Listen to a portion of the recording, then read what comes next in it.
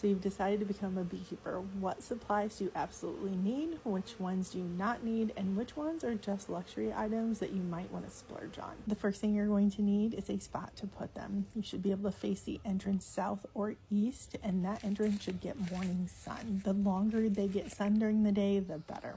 You'll want this space to be level, side to side, and front to back. Next, you're going to need bees. I recommend buying nooks. I recommend buying 2 nooks if you can afford it and not buying packages. I can do a longer video on why. And yes, absolutely get the bags that the nooks go in to transport them in your car. You do not want bees flying around your car, and yes, they will escape the nooks. And please do not pay $38 per nook bag at the distributor when you can just buy large laundry bags and pay $6 for a 2-pack. These are the ones that I got and they worked perfectly. But yes, you do need the bags. Do not go without the bags if you're transporting them inside a vehicle. A smoker is more of a luxury item and not a necessity in my opinion. Don't pay $30 for these tiny bags of pellets. Buy a 40-pound bag from your local livestock supply store that will last you forever and cost like $7. You might want to just buy a kit for your first hive, or you can buy individual pieces like I do.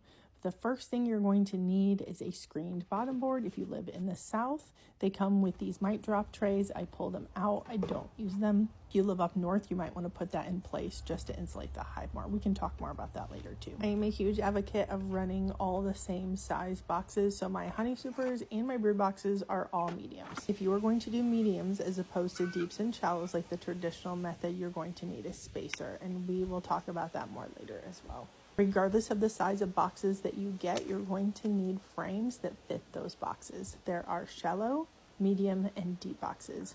Traditionally, the shallow boxes are made for honey supers and the deeps are made for brood boxes.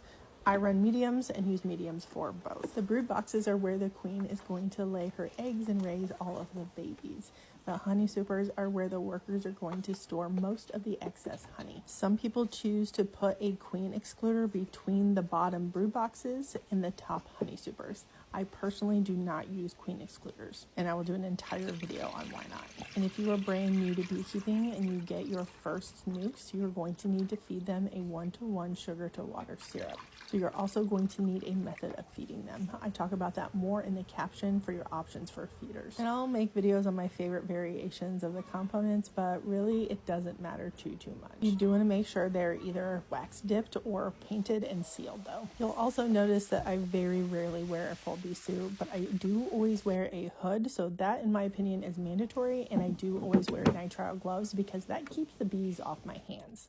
I also would recommend getting a hive tool because they will glue those frames in place, and this will help you get them out when you need to. The J-hook is my favorite type of tool, and if you know me in person, no jokes about my taste in men. And lastly, we're going to need a lid. These are called telescoping covers, and it does not matter which one you get. It is more about aesthetics than anything else. Things I would not recommend buying is a frame grip, a frame perch, an inner cover, or a queen excluder.